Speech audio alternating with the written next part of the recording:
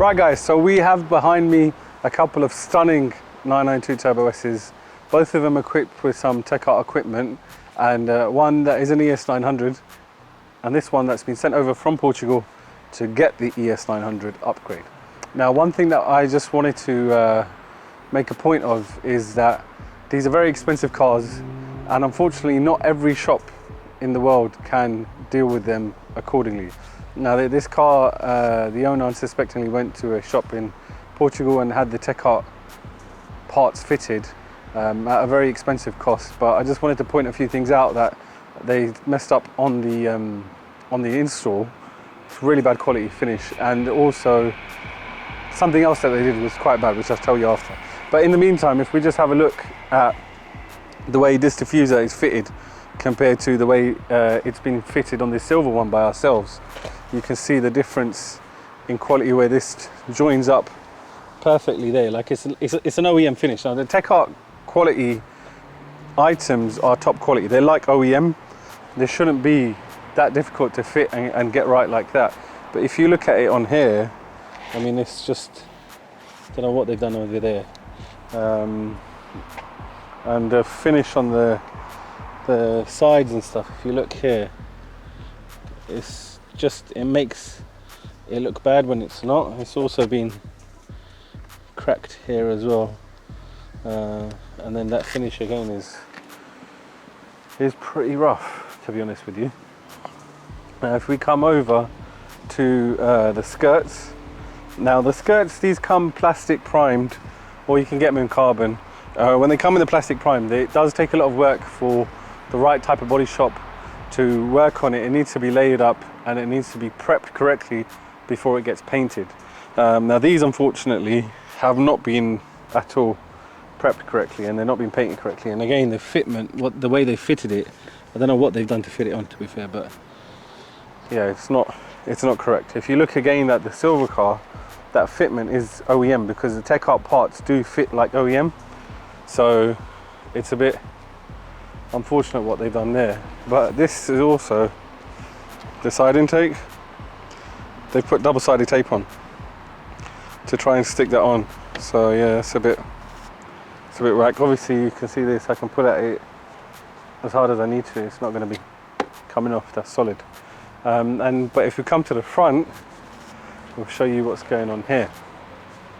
So both of them have the front Techart bumpers, the front Techart hoods, or so it appears to be.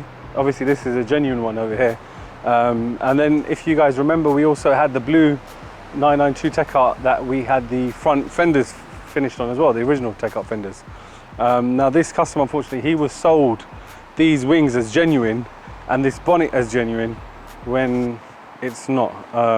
So there's a couple of telltale signs. If you've been offered parts that may look initially genuine, just look out for some small things. One of them being, if you look, this one has a big joint in the middle for the weave, so it's like a joint weave. Now, Techart, their finish isn't like that. If you look on the silver one, it is a complete one-piece unit over there, so there's no issues. If I lift this one up as well, you'll see it's just one-piece carbon. Oops. There's no join. It's not been joined up or anything like that. It's just all one piece. You can see the Techart lettering in quite large, imprinted on top separately on there as well. Now, if we go over to this one, we'll just open the front for you.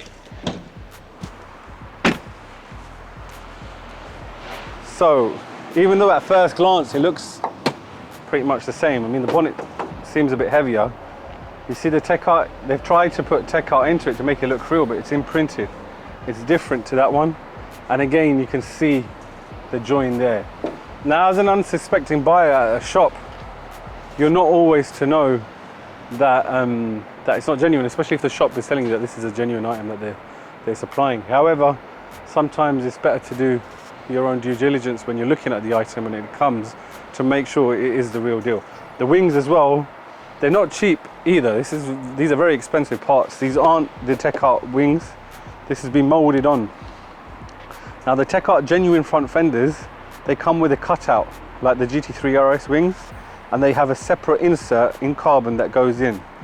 We can cut to the other car to show you that in a bit more detail, but this one, it's like it's all one piece and it's all been molded together, and it just fits really badly. You can see it's a bit wavy on the sides, and even where it joins the front bumper, the lining of the actual arch with the bumper isn't great at all. And because it doesn't fit, they've actually broken the clips, and they've used double-sided tape here on this trim, so we'll have to get some more trims for him as well with the correct wings to fit it. But listen guys, it's not all bad news. So even though this customer had an unfortunate incident with the shop that he was using to install these parts and supply them, we've managed to get him the correct parts. They're being ordered right now, so he will have the genuine front bonnet and the wings.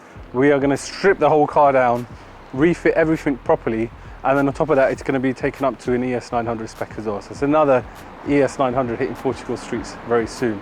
But yeah, it's just a shout out to you guys. When you look at a deal, if it does seem a bit cheap, and especially when you're dealing with these type of cars, then don't always take it at face value.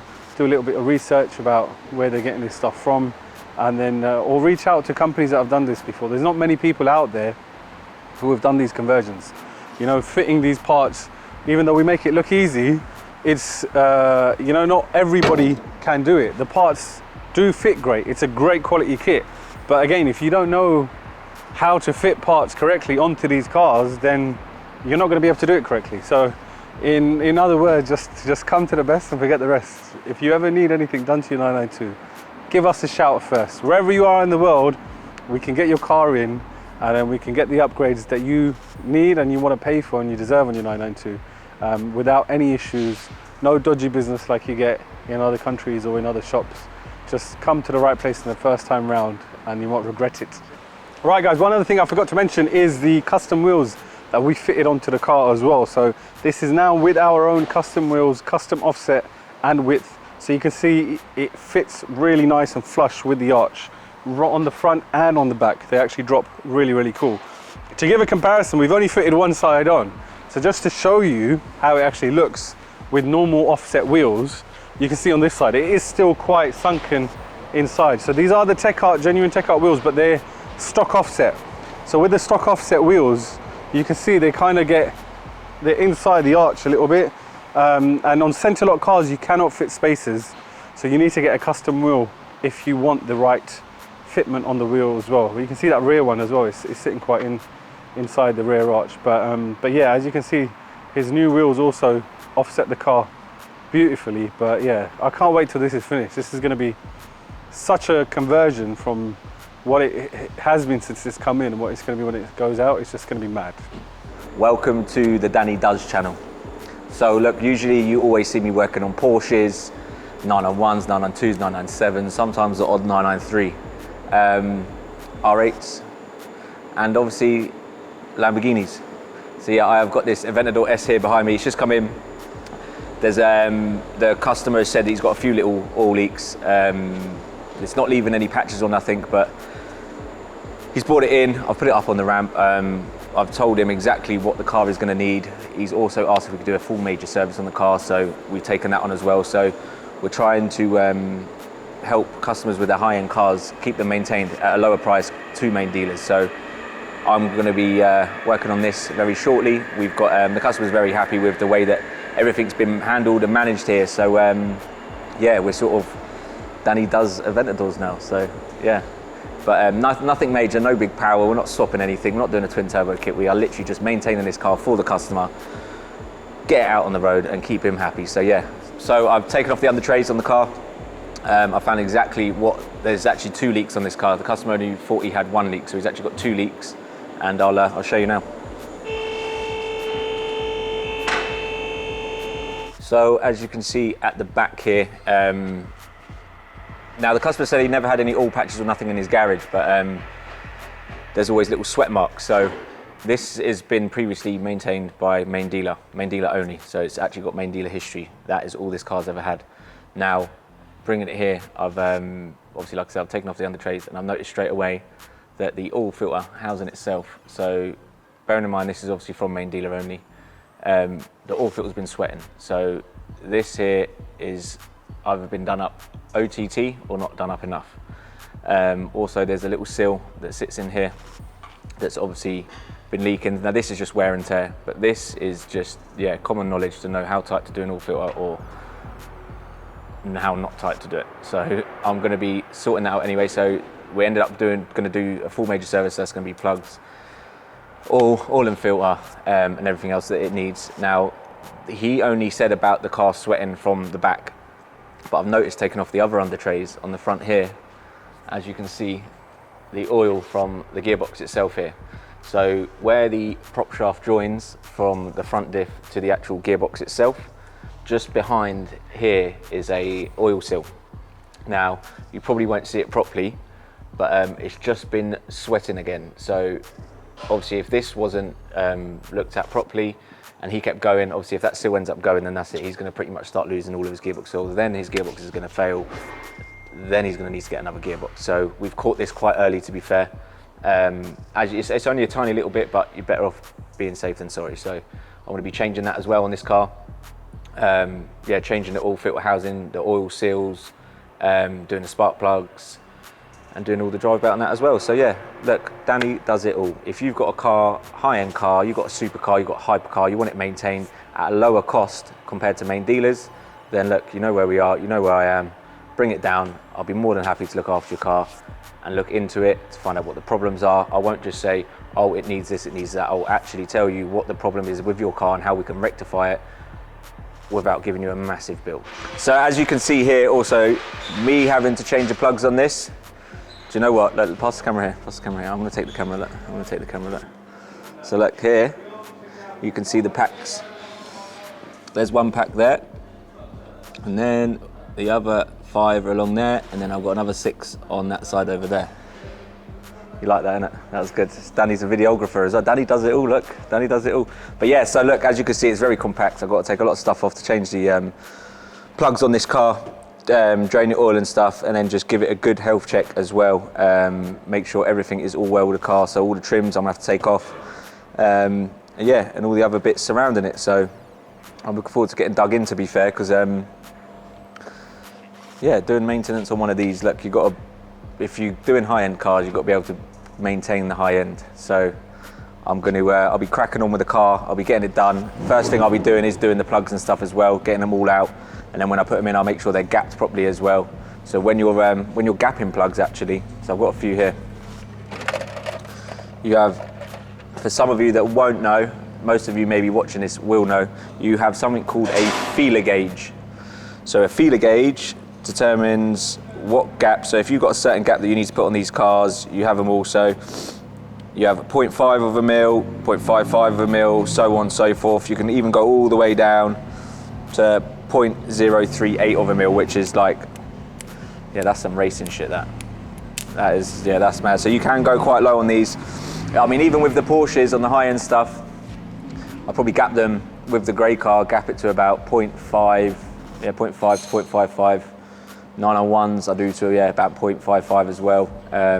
When we're doing like ES 800s and stuff as well, I'll gap them to about 0.60, 0.63, using NGK9s and that as well. Everything on this Lambo is going to be OEM, so everything we've ordered is from Lamborghini itself. We're not doing anything aftermarket on the car. He wants everything OEM on the car, which is absolutely fun.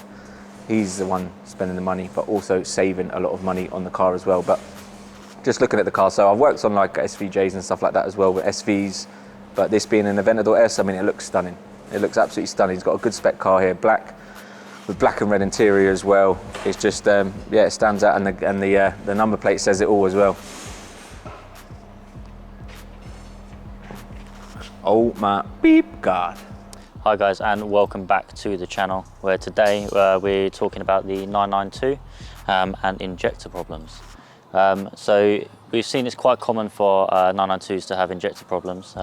We've had quite a few in now. One being this 992 here. So you would have seen this car previously. This does have our ES 700 package on it.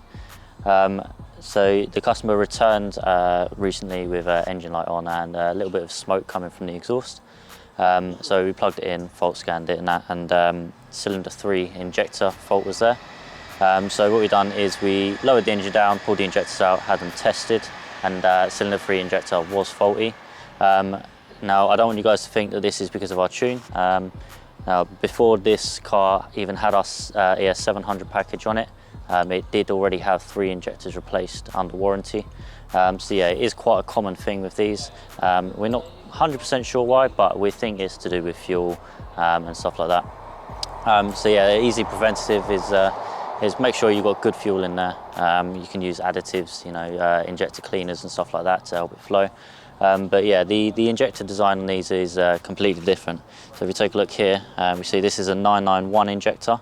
So a nice small dainty, normal sort of size injector in that. And this is a 992 injector. So as you can see, it's like almost triple the size. So completely different setup there. But yeah, so just as a thing to keep an eye out on these, just make sure you're using good fuel, additives and stuff like that to help clean the system. And don't let your fuel level run too low, because then the pump can suck up some dirt and then again block the injector or cause some issues there.